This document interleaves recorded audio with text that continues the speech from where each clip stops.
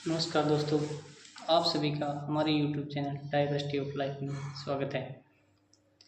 तो आज हम बात करेंगे शब्द की महिमा के बारे में कि एक शब्द क्या कुछ कर सकता है। देखो, शब्द छेदा राजा भया, शब्द बया फकीर, अरे पलटू जो जीवित मरे, शब्द को लागे तीर। अब देखो इसमें क्या है, यानी कि एक शब्द क्या कुछ कर सकता है कि एक बार क्या होता है, एक राजा होता है। तो राजा अपने मंत्रियों को कहता है कि अपने दरबार में एक प्रोग्राम रखा जाए। तो सभी मंत्री निश्चय करते हैं कि प्रोग्राम कैसा रखा जाए। वो कहते हैं कि राजा जी, अपने प्रोग्राम तो रख लेंगे, लेकिन इस प्रोग्राम में किसको बुलाना है? नृत्यांगना को बुलाना है, यानी कोई नाचने वाले को, नाच गाने वाला प्रोग्राम रखें। तो राजा कहता है कि कोई बात नहीं, आप ऐसी देख लो कोई नृत्यांगना जो अच्छी नाचती हो, और भव्य प्रोग्राम करना है, यानी सारी नगरी आएगी, इकट्ठी होगी, तो एक अच्छा सा प्रोग्राम अपने को रखना है। तो अब मंत्री वही घूमने चले गए और एक प्रसिद्ध कोई नृत्यांगना थी, तो उसके पास जाते हैं और कहते हैं कि आपको इस दिन, फलाने दिन आपको ये प्रोग्राम है और वहाँ आपको राजा के दरबार में नाचना है। और उसको सचेत कर देते हैं कि यदि कोई गलती हुई तो देख लेना कि यह प्रोग्राम है, जो नाच है वह राजा को पसंद आना चाहिए। तो अब वो तैयार हो जाती है, और इधर राजा क्या करते हैं कि इतना बड़ा प्रोग्राम कर रहे हैं तो अपने गुरु को भी बुलाना चाहिए। तो वो गुरु को बुलाने जाते हैं। जब गुरु को बुलाने जाते हैं तो गुरु जंगलों में होते हैं, बुजुर्ग होते हैं। तो वो कहते हैं कि हमारे दरबार में नृत्यांगना आएगी और नाच गाना होगा, तो आपको वहाँ पर आना है, इनवाइट करते हैं। तो अब वो जो साधु संत होते हैं, अब उनको नाच गाने से क्या मतलब, उनको नाच गाना पसंद नहीं होता, लेकिन क्या करें, अब राजा जी का आदेश है। तो देखो, राजा जोगी अग्नि जल, इनकी उल्टी रीत, डरता रहियो परशुराम, थोड़ी पाले प्रीत। यानी इनसे हमें इतनी दोस्ती करनी चाहिए, मतलब की दोस्ती करनी चाहिए, इनसे न तो ज़्यादा दोस्ती करनी चाहिए और न हमें इनसे दुश्मनी करनी चाहिए।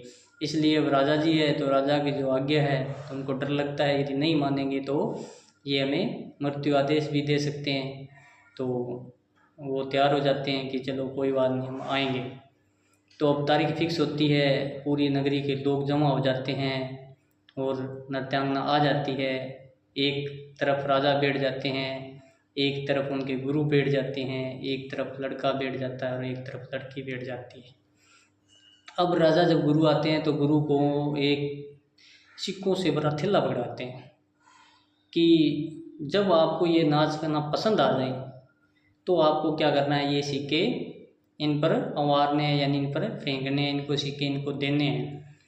तो अब राजा को पता था कि जो साधु संत होते हैं इनको नाच गाने से क्या मतलब, तो इनको पसंद नहीं आएगा। यदि इनको पसंद आ गया तो ये अच्छी नाचेगी, तो हम भी इनको सिक्के दे देंगे, सोने के सिक्के फेंक देंगे। तो अब वो गुरु को कहते हैं कि यदि आपको अच्छा लगे तब ये सोने के सिक्के इन पर फेंकने हैं, यानी सोने के सिक्के इनको देने हैं। यदि आपको पसंद आएगा उसके बाद ही हम इनको, यानी सोने के सिक्के देंगे, फिर ही हमें पसंद आएगा। इसलिए वो उनको गुरु कहते हैं कि पहल आप ही करोगे, जब आपको पसंद आ जाएगी तो आप इन सिक्कों को, सोने के सिक्कों को इनको दे देना। अब नृत्यांगना नाचने लगती है, और वह नाचने लगती है तो सारी नगरी इकट्ठा होती है। अब वह नाचते नाचते रात के 12 बज गए, 2 बज गए, लेकिन किसी ने भी एक पैसा नहीं दिया। अब नृत्यांगना सोचती है कि रात के 2 बज गए और अभी तक किसी ने एक पैसा भी नहीं दिया। तो अब देखो, साधु संत थे, उनको नाच गाने से क्या मतलब, उनको कैसे वो नाच गाना पसंद आता, इसलिए उन्होंने सिक्के फेंके नहीं। और वो सिक्के फेंकेंगे नहीं तो राजा नहीं फेंकेगा, और राजा नहीं फेंकेगा तो प्रजा नहीं फेंकेगी। इसलिए उनके पास एक भी रुपया नहीं आया। और जब रात को 2 बज गई तो जो ढोलक पेटी वाला था उसको नींद आने लगी, क्योंकि उनको कोई पैसा नहीं मिल रहा था। तो उनको जैसे नींद आने लगी तो नृत्यांगना ने सोचा कि यह क्या करेगा, मरवाएगा। कि शाबाशी या बधाई तो दूर की बात रही, लेकिन अपने जीवित रहेंगे तभी तो। यदि ये ऐसे करेगा, ढोलक बजाना बंद कर देगा, तो राजा को पता चल जाएगा और राजा हमें मार भी सकता है, यानी वह हमें कोई न कोई तो दंड देगा। तो इस प्रकार अब वह क्या करती है, वह कहती है कि यदि वह इशारों में समझाएगी तो काम बन जाएगा, लेकिन वह सीधे कहेगी तो सभी को पता चल जाएगा कि इनको नींद आ रही है।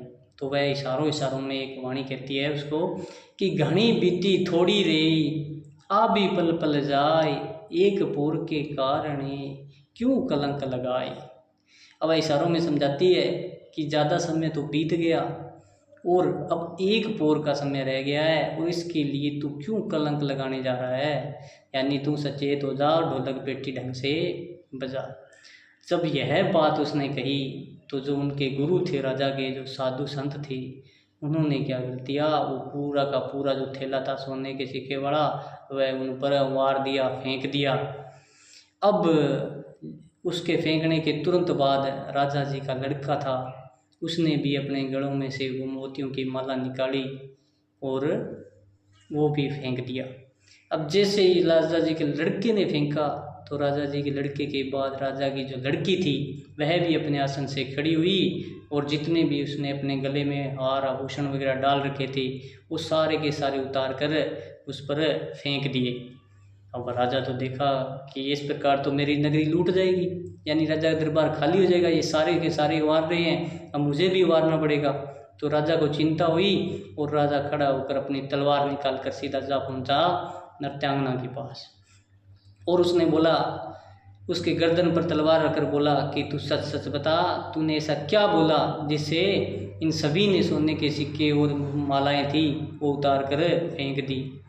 तब वो कहती है कि राजा जी मैंने तो कुछ नहीं बोला, मैंने तो अपने जो ये ढोलक पेटी वाले थे उनको बोला था कि घनी बीती थोड़ी देवी आ भी पल पल जाए, एक पोर के कारणे क्यों कलंक लगाए। यानी मैं इनको इशारों में समझा रही थी, यदि सीधे कहती तो आपको पता चल जाता और सभी को तो पता चल जाता तो हमें दंड मिलता, इसलिए मैंने इसको इशारों में समझाया था कि घनी बीत गई, यानी घना समय तो चला गया, 2 बज गए, अब थोड़े यानी कुछ समय की बात है, तुम ढोलक पेटी ढंग से बजा नहीं तो हम मारे जाएंगे। जब यह बात हुई तो राजा ने कहा कि चलो ठीक है, तुम अपनी जगह सही है। फिर वो साधु संत के पास अपने गुरुजी के पास जाते हैं और बोलते हैं कि आपको क्या हो गया था, इसने तो अपने ढोलक पेटी वालों को कहा था, लेकिन आपको इस बात से क्या हो गया जो आपने ये सोने के सिक्कों का थैला जो भरा था वो आपने इन पर वार दिया, कि पहले तो आपने मारा ही नहीं और अब आपने पूरा का पूरा सोने का सिक्के का थैला मार दिया। तब वो साधु संत कहते हैं कि देखो यह झूठ बोल रही है, यह अपने ढोलक पेटी वालों को नहीं कहा था, इसने मुझे कहा था कि घनी बीती थोड़ी रेवी आ भी पल पल जाए, एक पोर के कारणे तो क्यों कलंक लगाए। यानी कि जो सारी की सारी तेरी 80 साल की उम्र हो गई और तूने जो भक्ति भाव से जंगल में रहकर साधना की है और अब तू थोड़े समय के लिए तू नाच गाने में शामिल होकर अपने ऊपर क्यों कलंक लगा रहा है। यानी सादा उम्र तो तेरी बीत गई, अब थोड़ा सा तो समय रहा है, तेरी उम्र थोड़ी सी रही है और उसके लिए तू नाच गाने में व्यस्त हो जाएगा तो तेरे ऊपर क्या लग जाएगा, कलंक लग जाएगा, जो तूने भक्ति की थी उस पर सारा का सारा कलंक लग जाएगा। तो वह मुझे कह रही है। तो राजा ने कहा इसलिए मैंने वो सोने के सिक्के इसके आगे फेंक दिए कि मैं ये नाच गाना, अब मेरे समझ में आ गया, ये मैं नाच गाना नहीं देखूंगा, यानी मुझे इतने सालों में ज्ञान नहीं हुआ लेकिन इसने मेरी आज आंखें खोल दी। तब राजा अपने लड़के के पास जाता है और कहता है कि चलो उनको तो ज्ञान हो गया था, वो तो साधु संत थे, लेकिन तुझे क्या हो गया जो तूने अपनी माला उतार कर फेंक दी, जो सोने के कड़े पहन रखे थे वो उतार कर फेंक दिए, तुझे क्या हो गया था। तो वो कहता है कि साधु संत गुरुजी झूठ बोल रहे हैं, उन्होंने गुरुजी को नहीं कहा था, उन्होंने मुझे कहा था कि घनी बीती थोड़ी रेवी आ भी पल पल जाए, एक पुर के कारणे तो क्यों कलंक लगाए। मैंने क्या सोचा था कि आज जो दरबार था, मुझे आज पिछले 10 सालों से मैं इंतज़ार कर रहा हूँ कि मैं राजगद्दी पर बैठूँगा और आप है कि मर ही नहीं रहे हो। और आज मैंने सोचा था कि ये आज जो दरबार लगा है और सुबह होते ही जैसे आपको नींद आ जाएगी तो मैं आपका क्या कर दूंगा, वध कर दूंगा, यानी मैं आपको हत्या कर दूंगा, मार डालूंगा, ऐसा विचार था मेरा। लेकिन इसने कहा था घनी बीती थोड़ी रेवी आ भी पल पल जाए, यानी जो घना समय था वो तो तुम्हारे पिताजी का गया, अब कितने की साल उम्र हो रही है इनकी राज दरबार करने की, तो इसलिए तू एक पोर के कारण, यानी थोड़ा सा समय और बीत जाने दे, एक पोर के कारण। अब यदि तू इनका वध कर देगा यानी तो फिर आपका क्या होगा, आप पर कलंक लग जाएगा, अपनी पितृ हत्या का कलंक लग जाएगा, पितृहंता कहलाएगा, और जो प्रजा है वह आपसे प्रेम नहीं करेगी। तो इसका इस राजगद्दी का फिर क्या फ़ायदा होगा। इस प्रकार इसने मेरी आंखें खोल दी और इसने आपको बचा लिया। अब राजा जी सोचने लगा कि यह तो मेरा ही कांटा निकालने वाला था। तो राजा ने कहा चलो ठीक है, तेरे भी समझ में आ गया कि यह तेरे समझ में आ गया, यह मतलब ये जो बात कही है वह तेरे लिए कही है। फिर वह अपनी लड़की के पास जाता है और लड़की के पास जाता है कि तुझे क्या हो गया था, इनको तो दोनों को ज्ञान हो गया था, तुझे कौन सा ज्ञान हो गया। वह लड़की कहती है अपने पिताजी को कि ये दोनों झूठ बोल रहे हैं, इसने मेरी तरफ इशारा करके कहा था कि घनी बीती थोड़ी देवी आ भी पल पल जाए, एक पोर के कारण क्यों कलंक लगाए। अब मैंने सोचा था कि मेरी उम्र 30 वर्ष हो गई है और मेरे घर वाले कोई इस विवाह की शादी की चर्चा ही नहीं कर रहे हैं, और मैंने प्लान बनाया था कि मैं सुबह ही यहाँ से निकल जाऊंगी और कोई भी जो मुझे मिलेगा मैं उससे शादी कर लूँगी और यहाँ से घर से भाग जाऊंगी। लेकिन इसने मेरी आंखें खोल दी और इसने बता दिया कि जो ज़्यादा समय था तेरी वो तो चला गया, अब 1-2 साल की बात है, इसमें तो तेरे घर वाले शादी करेंगे ही, इसलिए तू क्यों भागे जा रही है और क्यों कलंक लगाएगी। इससे क्या हो जाए, तू भाग जाएगी तो तेरे ऊपर कलंक लग जाएगा और तेरे पिताजी के राजा के ऊपर कलंक लग जाएगा, इसलिए तू क्यों भागे जा रही है, एक पोर के कारण, यानी थोड़ा समय और इंतज़ार कर ले, तेरी शादी घर वाले कर देंगे। तो इसी प्रकार इसने मेरी आंखें खोल दी। फिर राजा को ज्ञान हो गया कि हाँ सच में इसने बहुत अच्छी बात कही है।